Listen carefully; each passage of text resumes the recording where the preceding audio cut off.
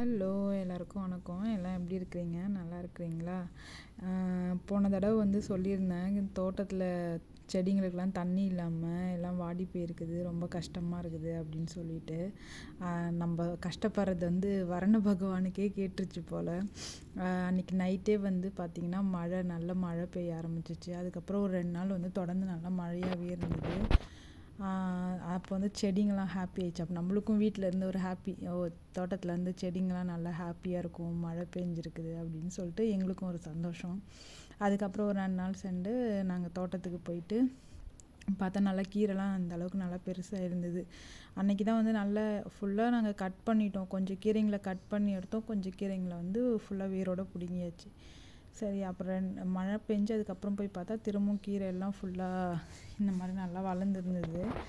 சரி சொல்லிட்டு எல்லா கீரையுமே நம்ம இந்த தடவை அறுவடை பண்ணிடலாம், எல்லா கீரையும் அறுவடை பண்ணிவிட்டு மறுபடியும் இந்த இடத்த க்ளீன் பண்ணி புதுசாக விதை போடலாம் அப்படின்னு சொல்லிட்டு நானும் என்னோடய வீட்டுக்காரங்களும் இந்த கீரையெல்லாம் ஃபுல்லாக வேரோடு பிடுங்க ஆரம்பிச்சிட்டோம்.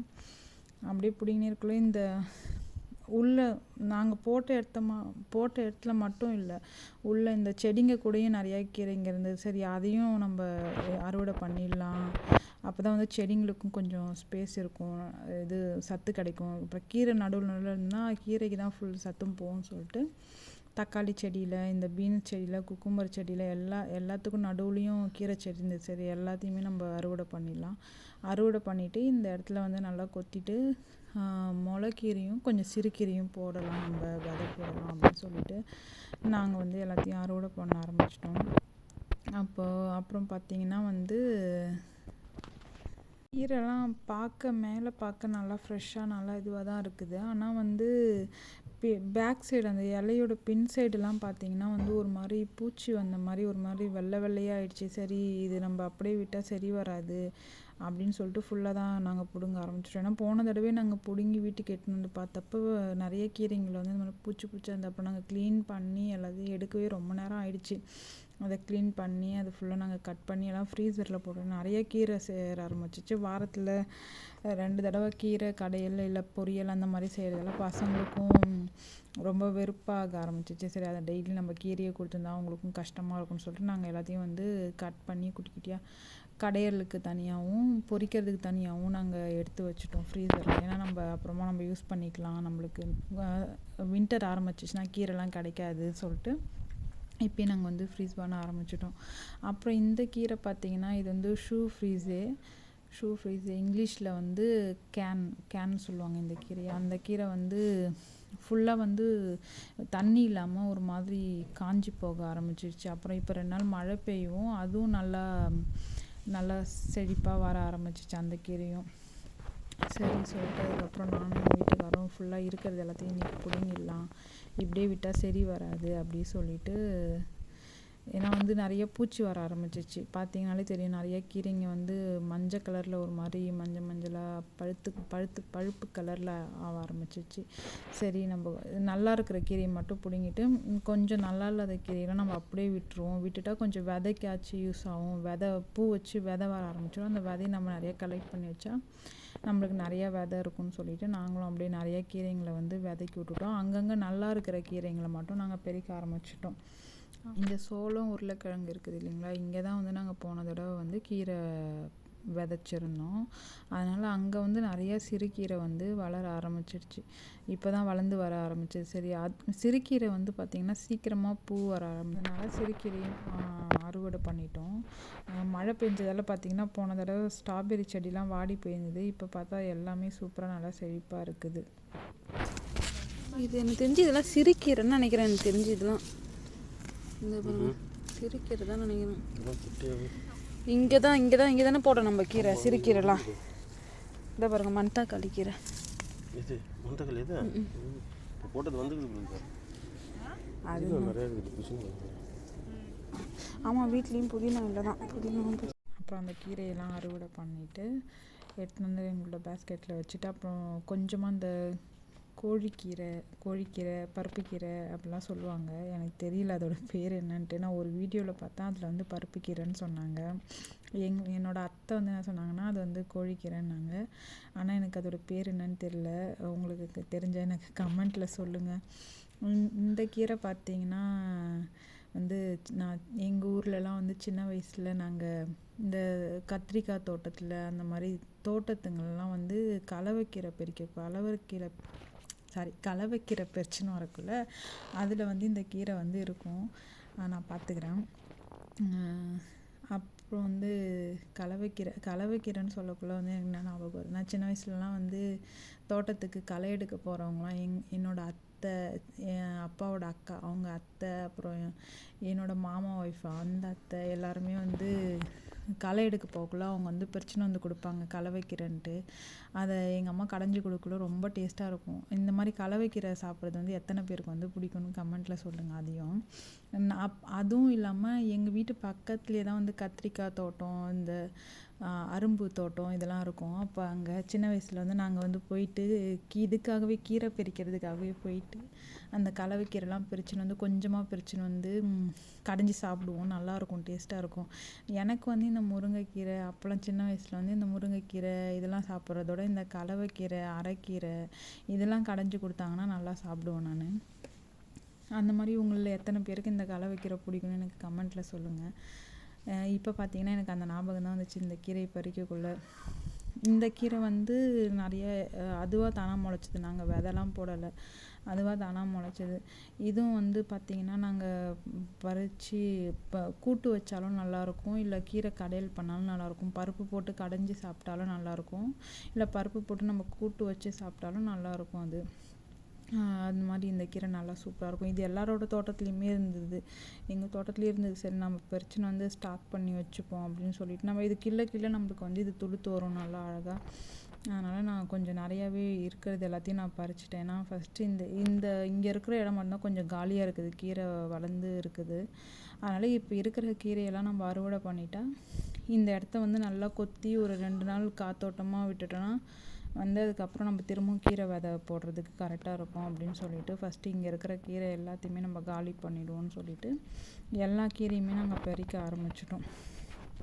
எல்லா கீரையுமே இந்த பருப்பு கீரை, அப்புறம் வந்து அரைக்கீரை, சிறுகீரை, அதுலேயே முளைக்கீரை எல்லாமே கலந்து இருந்தது. எல்லாத்தையுமே நம்ம பறிச்சிடலாம். ஏன்னா கீரைங்க வந்து எப்பயுமே நம்ம வந்து கிள்ளியோட அது வந்து திரும்ப வளர்ந்துனே இருக்கும். அதனால் நம்ம வந்து இதுக்கு முன்னாடி நம்ம எப்படியோ ஒரு 5-6 தடவைக்கு மேலே நம்ம வந்து இதை அறுவடை பண்ணியாச்சு கீரை. சரி இதுக்கப்புறம் வேணாம், ஏன்னா பூச்சி வர ஆரம்பிச்சிச்சு. ஏன்னா கீரை வந்து மேலே பார்க்கக்குள்ள நல்லா இருக்குது, அடியில் அந்த இலைக்கு பின்பக்கம் வந்து ஒரு மாதிரி பூச்சி மாதிரி வெள்ளையாக இருக்குது. அதனால் வந்து நம்ம அறுவடை பண்ணிடலாம், ஃபுல்லாகவே அறுவடை பண்ணிவிட்டு திரும்ப புதுசாக கீரை போடலாம் அப்படின்னு சொல்லிட்டு நாங்கள் எல்லாத்தையும் அறுவடை பண்ணிட்டோம் இந்த தடவை. இந்த பருப்பு கீரை இருக்குது இல்லைங்களா, உங்களுக்கு எங்கேயாவது கிடச்சிதுன்னா நீங்கள் கண்டிப்பாக இதை வந்து வேஸ்ட்டு புல் அப்படின்னு நினச்சி தூக்கி போட்டுறாமல் நீங்கள் வந்து இதை சாப்பிடுங்க. இதோட பெனிஃபிட் வந்து ரொம்ப நிறையாவே இருக்குது. நான் இன்றைக்கி தான் எங்கள் வீட்டுக்கார் வந்து ஃபேஸ்புக் பார்த்துருக்குள்ள ஒரு இதில் பேஜில் வந்து பார்த்தாங்களாம். அவங்க வந்து ஒரு கார்டனிங் பேஜில் வந்து ஃப்ரான்ஸில் வந்து போட்டிருந்தாங்க போல். முன்னெல்லாம் வந்து இந்த கீரை வந்து எல்லாரோட கார்டன்லேயும் இருக்கக்குள்ள எல்லாருமே அதை வந்து சாப்பிட்டு இருந்தாங்க. இப்போ வந்து அது வந்து யாருக்கும் தெரியாமல் போயிடுச்சு போல். அதனால் வந்து எல்லாருமே புல்லுன்ட்டு தூக்கி கடாசுறாங்க. அதனால் வந்து அந்த பேஜில் வந்து இதை போட்டிருந்தாங்க ஃபோட்டோ எடுத்து. இது வந்து சாப்பிட்ற பொருள், இதை வந்து யாரும் தூக்கி போடாதீங்க, இதை வந்து சாப்பிட்றதுல கலந்து சாப்பிடுங்க. இதோட பெனிஃபிட் வந்து அதிகம், முதுகு வலி இருக்கிறவங்களுக்கு, அப்புறம் வந்து குடல் சம்மந்தமான பிரச்சனை இருக்கிறவங்களுக்கு, அப்புறம் வந்து கால் இந்த கையில் இந்த வீக்கமாக இருக்கிறவங்களுக்கு, அந்த மாதிரி பிரச்சனை இருக்கிறவங்களாம் இந்த கீரையை வந்து சாப்பிட்டா வந்து ரொம்ப நல்லது அப்படின்னு சொல்லிட்டு அந்த பேஜில் வந்து போட்டிருந்தாங்க. அதனால் வந்து நானும் உங்களுக்கு அந்த நியூஸ் எனக்கு தெரிஞ்சதை நான் உங்களுக்கு சொல்கிறேன். உங்களுக்கு வேறு ஏதாவது இதை பற்றி தெரிஞ்சாலும் எனக்கும் சொல்லுங்கள்.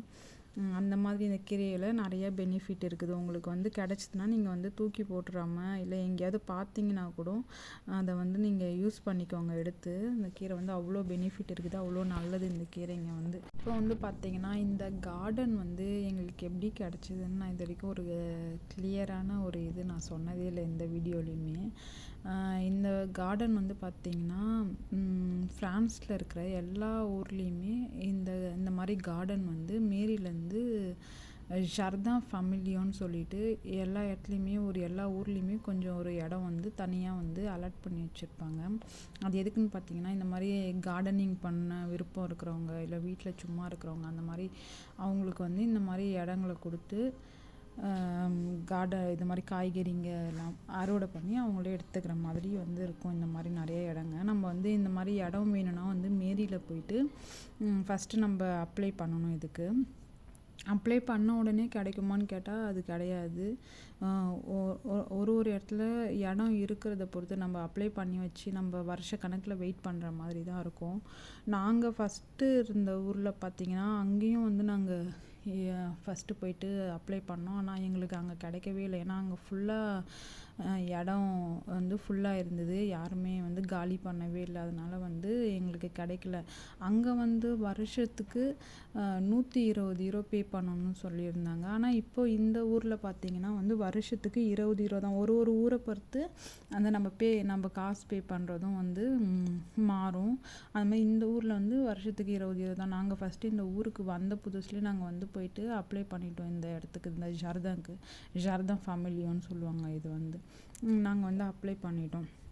அப்ளை பண்ணி எங்களுக்கு எவ்வளோ நாள் சென்று கிடச்சிதுன்னு பார்த்தீங்கன்னா 2 வருஷம் நாங்கள் வெயிட் பண்ணோம். இதுக்கு 2 வருஷம் கழித்து தான் எங்களுக்கு வந்து இந்த இடத்துல அவங்க மேரிலேருந்து ஃபோன் பண்ணாங்க. உங்களுக்கு இந்த மாதிரி இங்கே ஒரு இடம் காலியாக இருக்குது, உங்களுக்கு அதை நாங்கள் தரோம் அப்படின்னு சொல்லிட்டு மேரிலேருந்து ஃபோன் பண்ணாங்க. அதுக்கப்புறம் 2 வருஷத்துக்கு அப்புறம் தான் எங்களுக்கே இந்த இடம் கிடச்சிது.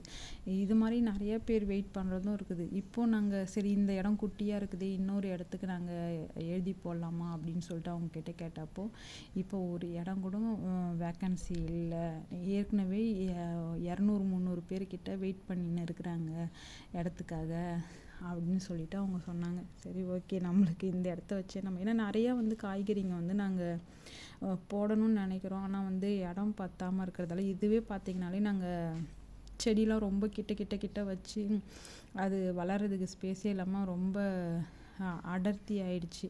அதனால் வந்து கொஞ்சம் இடம் பெருசாக இருந்தால் நல்லாயிருக்குமே அப்படின்னு சொல்லிட்டு நாங்கள் இன்னொரு இடத்துக்கு கேட்கலான்னு பார்த்தோம். ஆனால் இல்லைன்னு சொல்லிட்டாங்க. அப்போ என்ன பண்ண முடியும், நம்ம இந்த இருக்கிற குட்டி இடத்துலையே வச்சு தான் எல்லா காய்கறியும் பயிரிட முடியும். அந்த மாதிரி தான் இப்போது நாங்கள் அந்த ஊர்லேருந்து இப்போ நாங்கள் கார்டன் வச்சுருக்கிற ஊர்லேருந்து இப்போ இன்னொரு அதுக்கும் பக்கத்து ஊருக்கு நாங்கள் இப்போ மாறி வந்துட்டோம். அந்த ஊரில் வந்து நாங்கள் திரும்ப போய் ஒரு கார்டனுக்கு கேட்கலாம் அப்படின்னு சொல்லிட்டு போய் கேட்டோம். அவங்க அங்கேயும் ஃபுல்லாக இருக்குது, வேணால் நீங்கள் வந்து அப்ளை பண்ணுங்கள், வெயிட்டிங் லிஸ்ட்டில் இருப்பீங்க, அதுக்கப்புறம் யாராவது அந்த இடம் வேணான்னு சொல்லிட்டு கொடுத்தாங்கன்னா அது உங்களுக்கு கிடைக்கலாம் அப்படின்னு சொல்லிட்டு இருந்தாங்க. நாங்களும் சரி போய் எழுதி போடுவோம் அப்படின்னு சொல்லிட்டு இருக்கிறோம். இங்கே இப்போ இருக்கிற ஊரில் பார்த்திங்கன்னா அங்கே வந்து மாதம் வந்து 15 யூரோ பே பண்ணுற மாதிரி. இப்போ இந்த கார்டன் வச்சிருக்கிற ஊரில் வருஷத்துக்கு 20 யூரோனா இந்த ஊரில் வந்து மாதத்துக்கு 15 யூரோ அப்படின்னு சொல்லிட்டு சொல்லியிருக்கிறாங்க. சரி பரவாயில்ல, எதுவாக இருந்தாலும் பரவாயில்ல, நம்ம அப்ளை பண்ணலாம் அப்படின்னு சொல்லிட்டு நாங்களும் அந்த ஃபார்ம்லாம் போய் வாங்கிட்டு வந்து வச்சுருக்குறோம். அந்த மாதிரி தான் இந்த கார்டன் வந்து நம்மளுக்கு கிடச்சிது. அதே மாதிரி நம்ம இந்த கார்டனுக்கு வந்து நிறைய கண்டிஷனும் இருக்குது. ஃபஸ்ட்டு வந்து நம்ம ஃபுல் அண்ட் ஃபுல் ஆர்கானிக்காக தான் நம்ம வந்து இதை கார்டனிங் பண்ணணும். இன்னொன்று வந்து பார்த்திங்கன்னா நம்ம வந்து எப்பயுமே ஏதாவது ஒரு செடிங்களை வந்து நம்ம வளர்த்துட்டே தான் இருக்கணும். நம்ம நிலத்தை வந்து காலியாகவே விடக்கூடாது.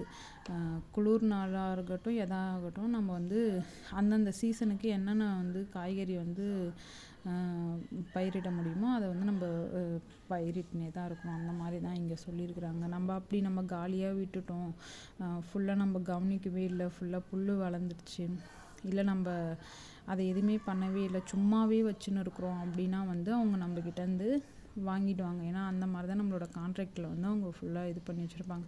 அதேமாதிரி நம்ம ஏதாவது கெமிக்கல் யூஸ் பண்ணுறோம், அந்த மாதிரி ஏதாவது பண்ணுறோனாலும் உடனே நம்மக்கிட்டேருந்து நம்மளோட கார்டனை வந்து வாங்கிடுவாங்க அவங்க. இதெல்லாம் நம்மளோட அந்த கான்ட்ராக்டில் வந்து அவங்க கண்டிஷனில் நம்மளுக்கு போட்டு வச்சுருப்பாங்க. எல்லாத்துக்குமே நம்ம ஒத்துக்குன்னு தான் நம்ம சைன் பண்ணி அந்த கான்ட்ராக்ட் வச்சுருப்போம். நம்மளுக்கு வருஷம் நம்மளுக்கு வந்து கான்ட்ராக்ட் வந்து புதுசாக ரினியூவல் பண்ணினே இருப்பாங்க. அப்படி நம்ம ஒரு வருஷம் நம்ம ஏதாவது பே பண்ணல, நம்ம காசும் பே பண்ணல, இல்லை நம்ம அவங்க அனுப்புகிற எந்த ஒரு மெசேஜுக்குமே ரெஸ்பான்ஸ் பண்ணலைன்னா நம்மக்கிட்டேருந்து உடனே வாங்குற மாதிரியான இதுவும் இருக்குது. இதில் நிறைய ரெஸ்ட்ரிக்ஷன் இருக்குது. அதெல்லாம் நம்ம ஃபாலோ பண்ணி தான் இந்த கார்டனை நம்ம வந்து வச்சுருக்க முடியும். அந்த மாதிரி தான். இப்போ நம்ம சம்மருக்கு மட்டும்தான் இங்கே வந்து நல்லா வெயில் அடிக்கும், அப்போ மட்டும்தான் நம்ம நிறையா செடி வைக்கணும், பயிரிட முடியும் அப்படின்னும் கிடையாது. நம்ம குளிருக்கு எந்தெந்த வின்டர் சீசனுக்கு எந்த மாதிரி காய்கறி பயிரிட முடியுமோ அது எல்லாத்தையுமே நம்மளோட நிலத்துல வந்து நம்ம பயிரிட்டு வச்சிடணும். குளிர் நாளில் வந்து இந்த ஷூ ஃப்ரீஸ் இந்த மாதிரி கீரை அந்த கீரை வந்து குளிர் நாள்லேயும் வளரும். அதனால் அந்த கீரை ஒரு பக்கமாக போட்டுக்கலாம். வெங்காயம் போட்டு வச்சிடலாம். வெங்காயம் நம்ம வந்து செப்டம்பர் மாதமே போட்டுட்டோம்னா நம்ம வந்து மே மாதம் அறுவடை பண்ணிடலாம். அந்த மாதிரி வெங்காயம், பூண்டு இந்த மாதிரி செடிங்கெலாம் வந்து நம்ம குளிர் நாள்லேயே போட்டுட்டோன்னா நம்ம சம்மர் ஸ்டார்டிங்கில் வந்து நம்ம அறுவடை பண்ணிக்கலாம். அதனால வந்து அந்த மாதிரி எந்தெந்த சீசனுக்கு எந்தெந்த மாதிரி காய்கறி போட முடியுமோ அந்தந்த காய்கறிகளை நம்ம வந்து போட்டு வச்சிடணும். அப்படி நம்ம போடாமல் நம்மளோட நிலம் வந்து காலியாகவே கிடந்தது, இல்லை நம்ம சப்போஸ் ஊருக்கு அவங்கக்கிட்ட சொல்லாமல் நம்ம எங்கேயாவது வெக்கேஷன் போயிட்டாலும் நம்மளுக்கு இந்த நிலம் வந்து இருக்காது. வெக்கேஷன் போகிறது முடியும் அவங்கக்கிட்ட சொல்லிடணும், இந்த மாதிரி நாங்கள் வந்து வெக்கேஷன் போகிறோம், எங்களால் இந்த டைமில் வந்து இங்கே பார்த்துக்க முடியாது அப்படின்னு சொல்லிட்டாலும் அவங்க வந்து ஓகே அப்படி பண்ணிடுவாங்க. அப்படி நம்ம சொல்லாமல் தான் போகக்கூடாது. சொல்லிட்டு போனால் ஒரு பிரச்சனையும் கிடையாது. போன தடவை எங்களுக்கு இந்த கார்டன் வந்து கிடச்சி போன வருஷம் தான் கிடச்சிது எங்களுக்கு. அப்போ போன வருஷம் வந்து நாங்கள் இந்தியாவுக்கு போயிருந்தோம். அப்போ பக்கத்தில் இருக்கிறவங்க எல்லாருக்கிட்டையுமே நாங்கள் சொல்லிட்டு போயிட்டோம், இந்த மாதிரி தக்காளி செடி நாங்கள் வச்சுட்டோம், பூண்டு வச்சுட்டோம், அப்புறம் கீரை, இந்த மாதிரி கீரைலாம் நாங்கள் வந்து கொஞ்சம் விதைச்சிட்டு, இந்த ஸ்ட்ராபெரி செடி, அப்புறம் சோளம் எல்லாம் நாங்கள் வந்து சோளம், கேரட்டு இந்த மாதிரி நிறைய கொஞ்சம் நாங்கள் வந்து நிறைய பயிரிட்டுட்டு தான் நாங்கள் இங்கேருந்து இந்தியாவுக்கு கிளம்புனோம். அப்போ அவங்க பக்கத்தில் இருக்கிறவங்களாம் நல்ல டைப் அவங்களாம் கொஞ்சம் வந்து பார்த்துக்குனாங்க எல்லாத்தையுமே. செடிங்க வளர தக்காளி செடிங்க வளர சாஞ்சு இருந்தாலும் எடுத்து கட்டி வைக்கிறது, அப்புறம் வந்து செடிங்களுக்கு தண்ணி ஊற்றுறது. அவங்க வேறு எக்ஸ்ட்ரா வந்து செடிங்களாம் எடுத்துன்னு வந்து நட்டு வச்சுருந்தாங்க. நாங்கள் வந்து பார்க்கக்குள்ள அந்த மாதிரி எல்லாருமே வந்து கொஞ்சம் நல்லா புதுசாக வந்திருக்கிறோம் அப்படின்னு சொல்லிட்டு நல்லா பார்த்துக்குனாங்க. ஏன்னா புதுசாக வந்துக்கிறாங்க, உடனே கார்டனை வந்து விட்டுட்டு ஊருக்கு போயிட்டாங்க அப்படின்னா வந்து இவங்க வந்து பார்த்துக்கல சரியா, அதனால் இவங்ககிட்டேருந்து வாங்கிடுவோன்னு சொல்லிட்டு வாங்கிடுவாங்கன்றதுக்காக அவங்க வந்து நம்மளோட கார்டனை வந்து எல்லாருமே நல்லா பார்த்துக்குனாங்க. இப்போ நம்ம சொல்லாமல் வந்து தான் அவங்களும் பார்த்து வந்துருக்க மாட்டாங்க. அப்போ நம்மக்கிட்டேருந்து ஒரே வருஷத்தில் நிலத்தை வாங்கிட்டு இருப்பாங்க. நம்ம சொல்லிட்டு வந்ததால் ஈஸியாகிடுச்சு, அவங்க வந்து பார்த்துக்குனாங்க எல்லோரும். அப்புறம் ஊருக்கு வந்துட்டு பார்த்தோன்னா நாங்கள் இந்தியா போயிட்டு திரும்ப ஊருக்கு வந்து செப்டம்பர் மாதம் வந்தோம். அப்போ வந்து பக்கத்தில் இருக்கிறவங்களாம் தக்காளிலாம் பறித்து அவங்களோட ஃப்ரீசரில் வச்சுருந்து எடுத்துன்னு வந்து கொடுத்தாங்க. பார்த்தா 2 பேகுக்கு மேலே இருக்கும் தக்காளி. அவங்க அதுவே கம்மி, இதுக்கு நிறையா பேர் எல்லாருமே பறிச்சுன்னு போனதால் அவங்க ஒரு ஆள் மட்டும் பறிச்சதை எடுத்துன்னு வந்து கொடுத்தாங்க. நிறைய தக்காளி இருந்தது உங்ககிட்ட அப்படின்னு சொல்லிட்டு நான் வேணான்னு சொன்னேன். அப்படி இருந்தாலும் அவங்க இல்லை என்கிட்ட ஆல்ரெடி நிறைய தக்காளி இருக்குது, இதை நீ எடுத்துன்னு போய் உன்னோட வீட்டுக்கு யூஸ் பண்ணிக்கோ அப்படின்னு சொல்லிட்டு கொடுத்தாங்க. அப்புறம் வந்து பார்த்தோன்னா நிறையா நான் இது போட்டு வச்சுருந்தேன், ப்ரக்கோலிலாம் போட்டு வச்சுருந்தேன். அதுவும் நல்லா வளர்ந்து வந்தது. ப்ரக்கோலி, அப்புறம் கொடை மிளகாய் எல்லாமே இருந்தது. அப்புறம் எல்லாத்தையும் நாங்கள் எப்படியும் ஒரு அக்டோபர் மாதம் வரைக்கும் நாங்கள் அறுவடை பண்ணிட்டு தான் இருந்தோம். எதற்கு அவங்களும் பார்த்திங்கன்னா நம்ம ஊரோட பச்சை மிளகாலாம் போட்டு வச்சுருந்தாங்க, அது கொடுத்தாங்க. கத்திரிக்காய் இதெல்லாமே அவங்களும் பயிரிட்டு வச்சுருந்தாங்க, எல்லாமே கொடுத்தாங்க அவங்களும். அப்புறம் நாங்கள் அந்த வருஷமே எங்களுக்கே கொஞ்சம் ஃபீலாக தான் இருந்தது, நம்ம இப்படியே விட்டுட்டு போயிட்டோம், ஆனால் இருந்தாலும் அவங்க எல்லாமே எடுத்துன்னு வந்து கொடுக்குறாங்க அப்படின்னு சொல்லிட்டு கொஞ்சம் ஹாப்பியாக தான் இருந்தது. அப்புறம் அவ்வளோதான், இதுக்கப்புறம் சொல்கிறதுக்கு ஒன்றும் இல்லை. இதுக்கப்புறம் சொன்னால் உங்களுக்கும் போர் அடிச்சிரும்னு நினைக்கிறேன். நானும் ஏதோ சொல்லி நிறுந்துட்டேன். அவ்வளோதான், இதோட நம்மளோட இதை நிறுத்திப்போம், அந்த பழைய கதையெல்லாம். அப்புறம் இன்றைக்கி பார்த்திங்கன்னா இன்றைக்கி வந்து கொஞ்சமாக தக்காளி இருந்தது, அதையும் அறுவடை பண்ணிவிட்டு, அப்புறம் வந்து கீரை, அந்த 2 கீரை, அந்த பருப்பு கீரை, அப்புறம் வந்து அரைக்கீரை, முளைக்கீரை, சிறுகீரை இதெல்லாமே கலந்து அறுவடை பண்ணியாச்சு. அதுக்கப்புறம் பார்த்திங்கன்னா தக்காளி, இந்த செரி தக்காளிலே இந்த பேரிக்காய் சைஸ் தக்காளி அதுவும் இருந்தது. அப்புறம் குண்டு தக்காளிலே ஆரஞ்சு கலரு, ரெட் கலர் ரெண்டுமே இருந்தது. மிளகா இருந்தது, அது வேணான்னு சொல்லிட்டு விட்டாச்சு. சரி அது இன்னும் கொஞ்சம் வளரட்டும் அப்படின்ட்டு. குக்கும்பரும் அறுவடை பண்ணலை. அப்புறம் உருளைக்கிழங்கும் கேட்டிங்கன்னா உருளைக்கிழங்கும் வந்து வீட்டில் இருக்குது. அதனால் எங்கள் வீட்டுக்கார் வந்து அதை வேணாம், அறுவடை பண்ண தேவையில்லை இப்போதைக்கு, நம்ம அப்புறமா அறுவடை பண்ணிக்கலாம் அப்படின்னு சொல்லிட்டாங்க. ஏன்னா வீட்டில் இருக்கிறது அப்புறம் காலியாகாது, கடையில் வாங்கிட்டு வந்து வச்சுட்டோம் ஆல்ரெடி, அதனால் அது காலியாகாது. அதனால் நம்ம வந்து அது காலியாகட்டும், அதுக்கப்புறம் நம்ம இதை யூஸ் பண்ணிக்கலாம், இதை அறுவடை பண்ணிக்கலாம் அப்படி சொல்லிட்டாங்க. சரி சொல்லிவிட்டு நானும் விட்டுட்டேன். அப்புறம் குக்கும்பர் பார்த்தீங்கன்னா அதுவும் கொஞ்சம் சின்னதாகவே இருந்தது. ஏன்னா சின்னதாக இருந்ததுன்னா அது கொஞ்சம் பறிச்சிட்டோன்னா கசக்குது அது, அதனால் கொஞ்சம் நல்லா பெருசாகட்டும் அப்படின்னு சொல்லிட்டு விட்டுட்டோம். அப்புறம் இந்த சொரக்காய் பார்த்திங்கன்னா அதுவும் நல்லா கொஞ்சம் பெருசாக, அப்புறம் எல்லாம் அறுவடை பண்ணிவிட்டு சரி வீட்டுக்கு கிளம்பலாம் அப்படின்னு சொல்லிட்டு நாங்கள் வீட்டுக்கு கிளம்பிட்டோம். இந்த வீடியோ உங்களுக்கு பிடிச்சிருந்தா என்னோடய சேனலுக்கு சப்ஸ்கிரைப் பண்ணுங்கள், லைக் பண்ணுங்கள், ஷேர் பண்ணுங்கள், கமெண்ட் பண்ணுங்கள். மீண்டும் ஒரு அடுத்த வீடியோவில் பார்க்கலாம். பாய்.